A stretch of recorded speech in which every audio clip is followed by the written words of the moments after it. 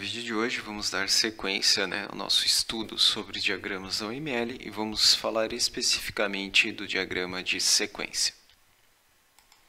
Bom, nosso estudo de caso é um clube de leitura, onde nós tínhamos que elaborar um sistema para cuidar de empréstimo de revistas em quadrinhos e organizar essas revistas, onde é que elas ficavam guardadas e etc.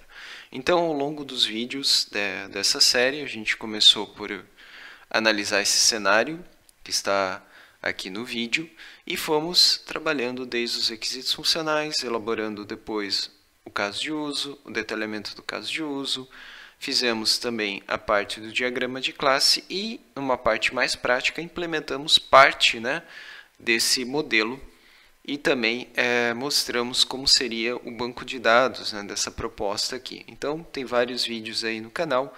Se você tiver interesse, dá uma olhada aí. Então, mostrando essas fases anteriores, ok? Então, dentro desse contexto, a gente vai entender qual que é o papel do diagrama de sequência. Bom, lembrando também na questão do MVC, que a gente apresentou, tanto na parte do comentamos, e agora a gente vai mostrar isso na parte prática aqui no diagrama de sequência, expandindo um pouco a ideia do diagrama de classes e também implementamos a parte do fonte. Onde é que se encaixa o diagrama de sequência? Bom, depois que você modelou, levantou os requisitos, modelou o teu banco de dados, o teu propósito ali, nós fazemos caso de uso, fazemos também rascunhos de interface gráfica, fazemos as interações, modelamos o modelo de classes e então nós podemos partir para o diagrama de sequência, certo? Ele vai validar então as interações, vai verificar se todas as classes fazem sentido, uma vez que numa maneira resumida, a gente também pode entender o diagrama de sequência como uma forma de fazer um teste de mesa da sequência do que está acontecendo no seu código. Então, se você programou em uma linguagem, seja ela qual for, nós nos outros vídeos aqui usamos a linguagem Java para criar o nosso exemplo de codificação aqui do cenário do Clube da Leitura, mas poderia ser qualquer outra linguagem, poderia ser C#, PHP, Python, enfim, uma infinidade aí de linguagens, Delphi e assim por diante. Então, ele vai mostrar a sequência. O que a gente vai fazer? Vai perfilar os objetos e vai mostrar desde a interação do ator, simulando o clique na nossa tela, onde começa a sequência de criação de objetos chamadas de métodos até chegar num banco de dados, por exemplo, ou outra forma de guardar a informação. Então, o diagrama de sequência, ele valida, é uma forma de interação para validar os outros diagramas, tudo que você já construiu agora também, sempre mostrando o que está já definido quanto à questão de métodos e classes que já foram modeladas e também como uma forma de prever como é que vai ser a interação como vai se dar essa interação depois na programação, certo? É uma forma de antecipar como é que seria essa programação quanto à chamada de métodos, repetição e etc. Não tem código, é um modelo, é uma abstração, mas vai ficar muito próximo do que a gente pretende programar depois, essa programação na linguagem que você escolheu para implementar esse diagrama. Lembrando sempre que a UML independe de linguagem de programação. Bom, como é que se daria então essa questão de construção desse diagrama?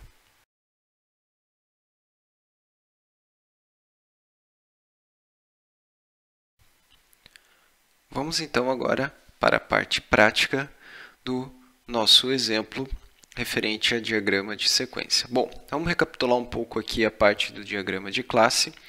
Aqui nesse modelo, se vocês olharem os vídeos anteriores, nós tínhamos parado nessa parte aqui, nessas 5 classes que representam a representação usando um modelo de classes das tabelas do banco de dados, Então, as nossas entidades.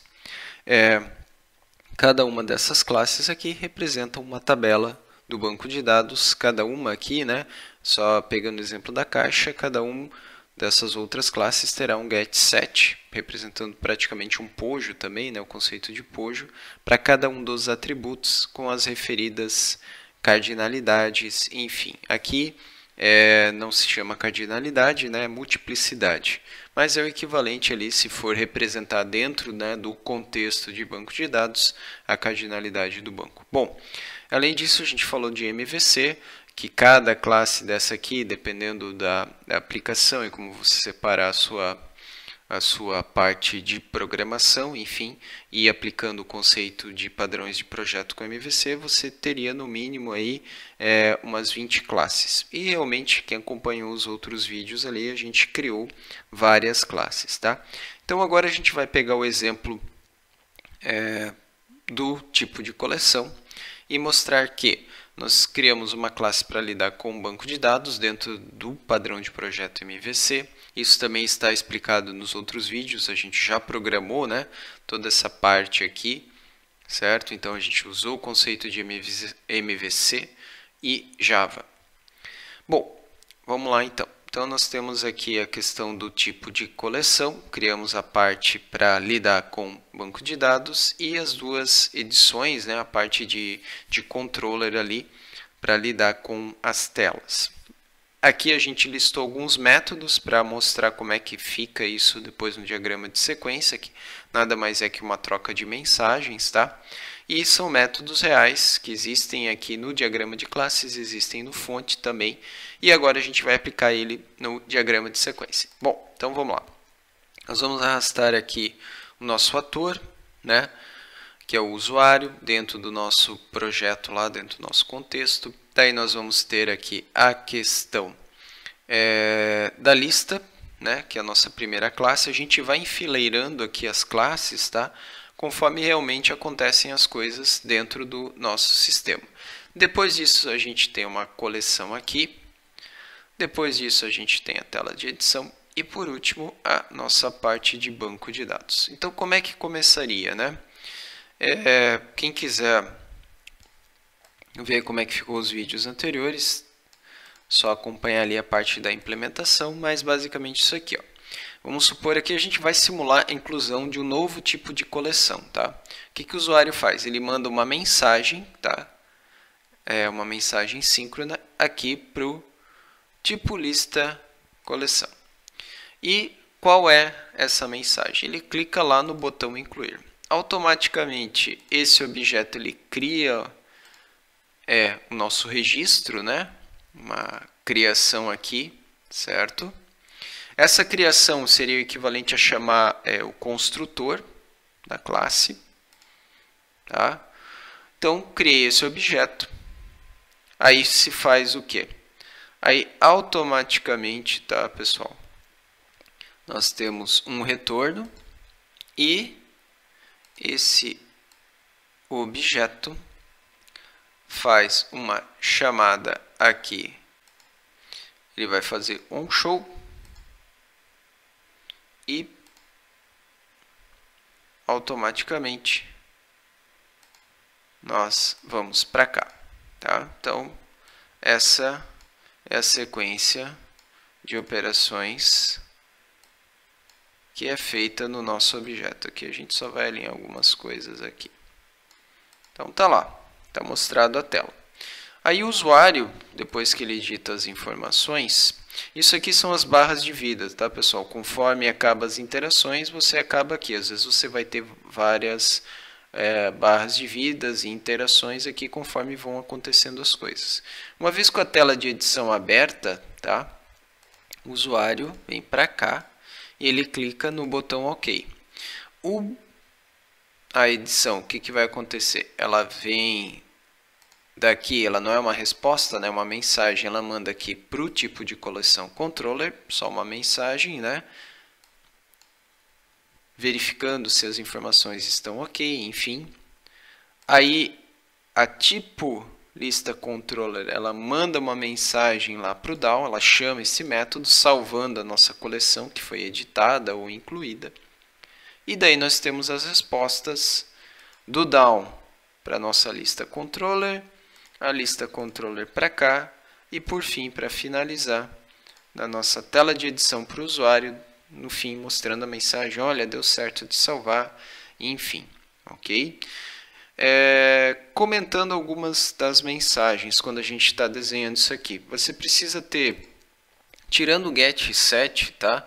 Você precisa ter a sequência de métodos com os respectivos parâmetros, né, e o tipo de retorno cadastrado aqui.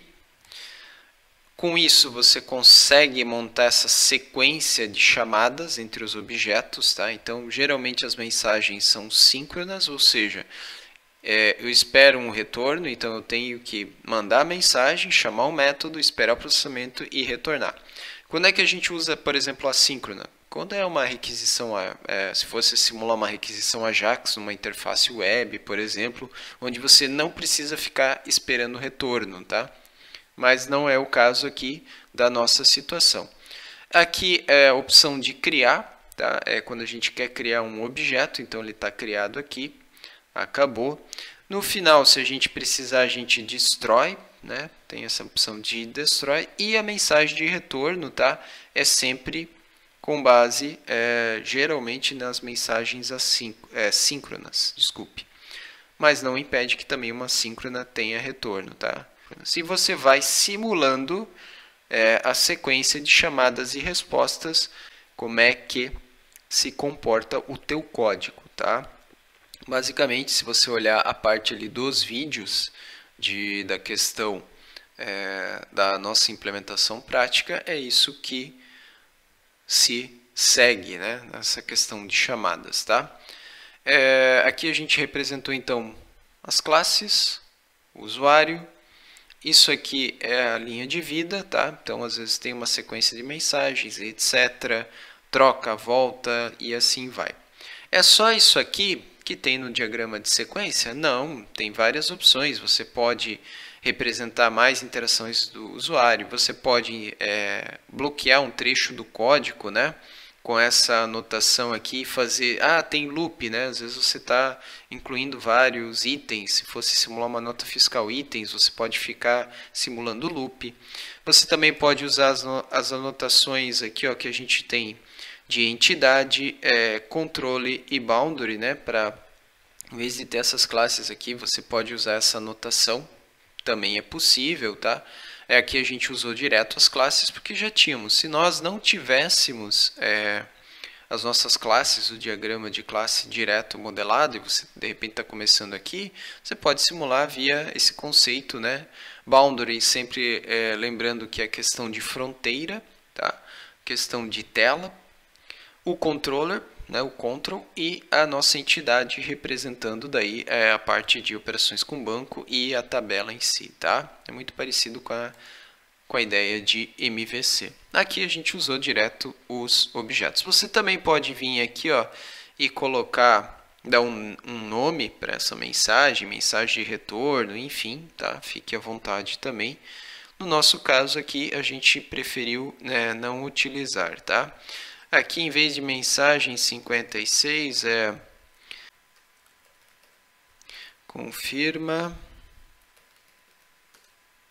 A gente fica com essa questão aqui. Você pode tirar também os nomes, tá? E colocar algum nome que você queira usar.